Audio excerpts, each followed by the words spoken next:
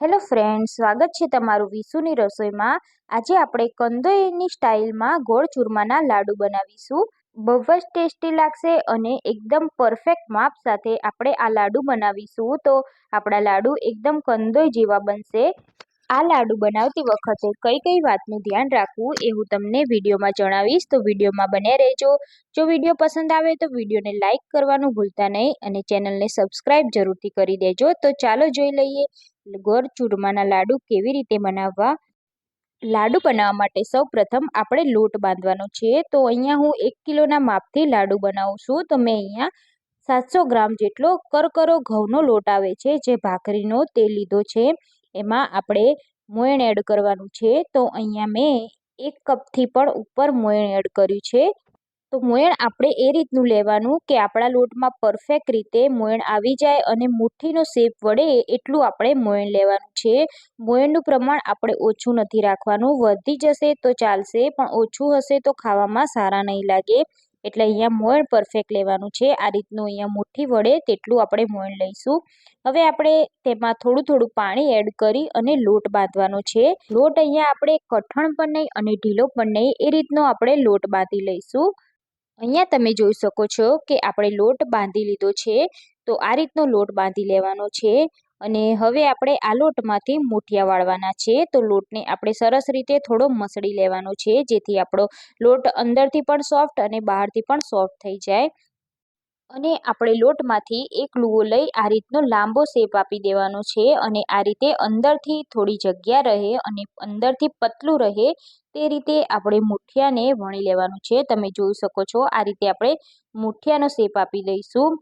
એવી જ રીતે આપણે તમને બતાવી દઈશ। તો ફરી આપણે એક લુઓ લઈ લઈશું અને એમાં આપણે વચ્ચેથી એકદમ પતલું રહે તે રીતે મુઠિયા વણી લેવાના છે।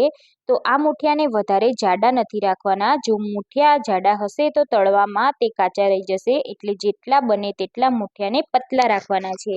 તો અહીંયા હું બધા જ મુઠિયા આ રીતે બનાવી દઈશ। મેં અહીંયા બધા મુઠિયાને બનાવી લીધા છે। તો હવે આપણે મુઠિયાને તળવાના છે। તો મેં એના માટે ગરમ તેલ રાખી દીધું છે।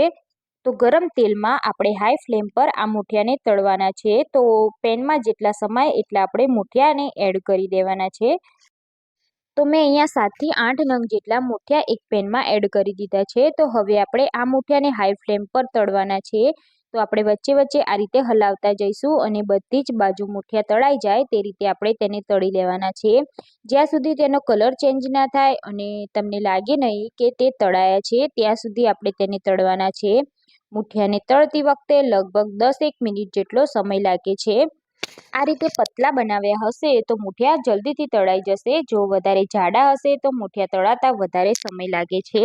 તો હું અહીંયા બધા જ મુઠિયાને એવી રીતે તળી લઈશ। અહીંયા તમે જોઈ શકો છો કે આપણા બધા જ મુઠિયા તળાઈ ગયા છે। તો હવે આપણે એક એક કરી અને મુઠિયાને બહાર કાઢી લેવાના છે। આ રીતના પરફેક્ટ રીતે તળાવવા જોઈએ। તો હવે આપણે મુઠિયાને બહાર કાઢી અને તેને થોડા ઠંડા કરી લેવાના છે।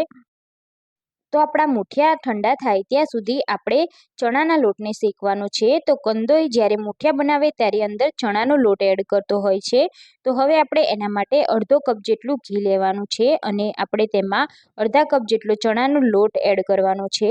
તો આપણે લોટને સરસ રીતે શેકી દઈશું। જે રીતે આપણે મોહનથાળનો લોટ શેકીએ છીએ તે જ રીતે આપણે આ લોટને પણ શેકી લેવાનો છે। એનો કલર ચેન્જ ના થાય અને થોડી એવી સુગંધ આવે ત્યાં સુધી આપણે તેને શેકી લઈશું। તો થોડીક જ વારમાં આપણો ચણાનો લોટ શેકાઈ ગયો છે। તમે જોઈ શકો છો કે લોટ શેકાઈ ગયો છે એટલે આપણા આ રીતે બબલ આવવા લાગ્યા છે। તો પરફેક્ટ રીતે આપણો લોટ અહીંયા શેકાઈ ગયો છે।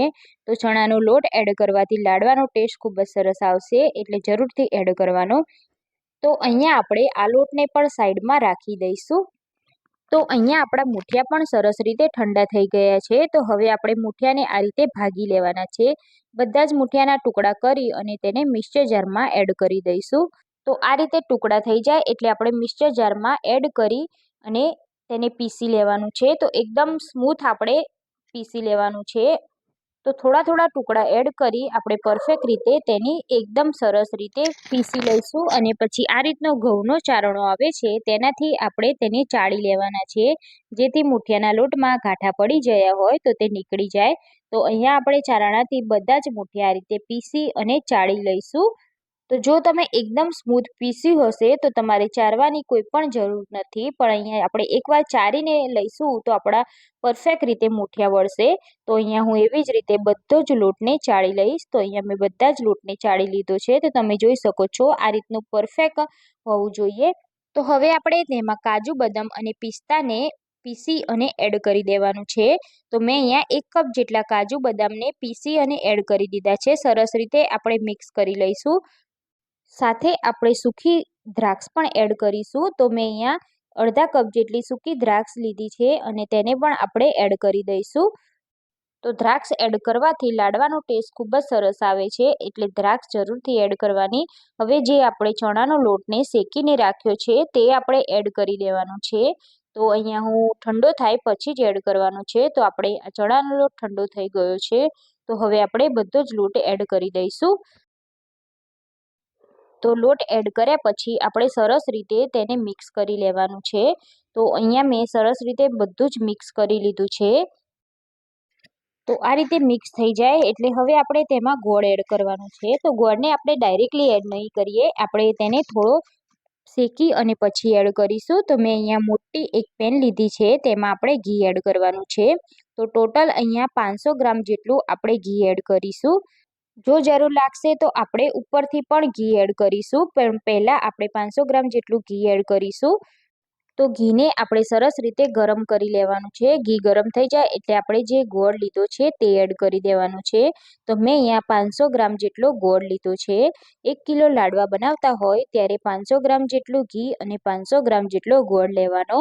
તો અહીંયા આપણે બધો જ ગોળ આ રીતે એડ કરી દઈશું અને ગોળના ગાંઠા ના પડે તે રીતે આપણે મિક્સ કરતા જઈશું. તો ગોળનું પ્રમાણ તમે જો ગળપણ વધારે ખાતા હોય તો અહીંયા તમે ગોળનું પ્રમાણ વધારી શકો છો. હવે આપણે આ ગોળને સરસ રીતે થોડો મેલ્ટ કરી દેવાનો છે. અહીંયા આપણે ગોળનો પાયો નથી લાવવાનો, ખાલી ઘી ગરમ થાય અને ગોળ થોડો મેલ્ટ થાય ત્યાં સુધી તેને ગરમ કરી લેવાનું છે. અને ગેસની ફ્લેમ એકદમ સ્લો રાખવાની છે અને જો પાયો ના થઈ જાય તેનું ખાસ ધ્યાન રાખવાનું છે. જો પાયો થઈ જશે તો તમારા લાડવા સારા નહીં બને અને કડક થઈ જશે, એટલે આપણે અહીંયા ધ્યાન રાખી અને આ રીતનો પાયો કરી લઈશું. હવે આપણે અડધા કપ જેટલી દળેલી સાકર એડ કરી દઈશું, જેથી આપણા લાડવાનો ટેસ્ટ ખૂબ જ સરસ આવશે. તો હવે આપણે બધું સરસ રીતે મિક્સ કરી દેવાનું છે. ગોળ અને સાકરને સરસ રીતે આપણે મિક્સ કરી લઈશું. ગોળ અને સાકર સરસ રીતે મિક્સ થઈ ગયું છે. હવે જે આપણે મિશ્રણ બનાવ્યું છે મૂઠિયાનું તે આપણે એડ કરી દેવાનું છે. તો થોડું થોડું એડ કરી અને આપણે બધું સરસ રીતે મિક્સ કરી લેવાનું છે. તો આ રીતે હાથેથી મસળતા જઈશું અને આપણે મિશ્રણને એડ કરતું જવાનું છે. લોટને આપણે સરસ રીતે આ રીતે ગોળ સાથે મિક્સ કરી લેવાનું છે. તો એવી જ રીતે આપણે લોટવાળા બધા જ મિશ્રણને એડ કરી દેવાનું છે અને સરખી રીતે હવે આપણે હલાવી લેવાનું છે. આ રીતે આપણે હાથેથી હલાવીશું તો બધું જ આપણું ઘી આપણા લોટ સાથે સરસ રીતે મિક્સ થઈ જશે. અને જો તમને એવું લાગે કે અહીંયા ઘીનું પ્રમાણ ઓછું છે તો તમે અહીંયા ઉપરથી ઘી પણ એડ કરી શકો છો. તો અત્યારે તમને એવું લાગતું હશે કે ઘી વધારે છે, પણ જ્યારે લાડવા ઠંડા થશે ત્યારે ઘી શોષાઈ જશે. એટલે ખાસ એ વાતનું ધ્યાન રાખવાનું કે ઘીનું પ્રમાણ જેટલું વધારે હશે તેટલું જ સારું. આપણા લાડવા કોરા નહીં પડે. ઘણા લોકોને એવું થતું હોય છે કે ઠંડા થયા પછી લાડવા ડ્રાય થઈ જતા હોય છે, એટલે કે સૂકા થઈ જતા હોય છે. તો ખાસ એ વાતનું ધ્યાન રાખવાનું કે ઘીનું પ્રમાણ થોડું વધારે જ રાખવાનું. તો અહીંયા આપણું મિશ્રણ પરફેક્ટ રીતે રેડી થઈ ગયું છે. તો હવે આપણે આમાંથી લાડવાને વાળી લેવાના છે. જો તમને લાડવા વાળતા ના ફાવતું હોય તો આ રીતે લાડવાનું બીબું આવે છે, તો તે તમે પણ યુઝ કરી શકો છો. તો આ રીતનું બીબામાં આપણે લાડવા ભરી દઈશું અને એક ડીશમાં આપણે આ લાડવાને આ રીતે પાડી લેવાના છે. ઇઝીલી આ રીતે તમે પ્રેસ કરશો એટલે લાડવા તમારા સરસ રીતે પડી જશે. તો હવે આપણે લાડવા ઉપર થોડી ખસખસ પણ સ્પ્રિંકલ કરી દઈશું, જેથી આપણા લાડવાનો ટેસ્ટ પણ સરસ આવે અને દેખાવ પણ સરસ આવે. તો એવી જ રીતે આપણે બધા જ લાડવાને પાડી દેવાના છે. તો લાડવા વાળવાની કોઈ પણ જાતની ઝંઝટ વગર તમે આ મોડથી લાડવાને વાળી શકો છો.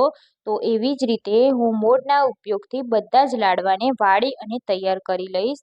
તો આટલા મિશ્રણથી લગભગ 25 થી 30 જેટલા આપણા લાડવા બની અને રેડી થઈ જશે. તો તમે જોઈ શકો છો મેં અહીંયા બધા જ લાડવા વાળી અને તૈયાર કરી દીધા છે. આ લાડવાને તમે કોઈ પણ જાતની પ્રસાદીમાં કે પછી કોઈ પણ પ્રસંગમાં બનાવી અને ખાઈ શકો છો. આ રીતે તમે લાડવા બનાવશો તો તમારા લાડવા પરફેક્ટ બનશે અને કંદોઈ જેવા ટેસ્ટમાં પણ બનશે. તો તમે પણ આ રીતે લાડવા ના બનાવ્યા હોય તો એકવાર મારી રેસીપીથી જરૂરથી ટ્રાય કરજો અને તમારો અનુભવ મને કમેન્ટ બોક્સમાં જરૂરથી જણાવજો. જો મારી રેસીપી પસંદ આવી હોય તો મારા વિડીયોને લાઇક, શેર અને ચેનલને સબસ્ક્રાઈબ કરવાનું ભૂલતા નહીં. અને બાજુમાં આપેલા બેલ આઇકોન પર ક્લિક કરી લેજો જેથી આવીને આવી નવી રેસીપીના નોટિફિકેશન તમને મળી શકે. તો ફરી મળીશું ફ્રેન્ડ્સ આપણે એક નવી રેસીપી સાથે. ત્યાં સુધી જય શ્રી કૃષ્ણ.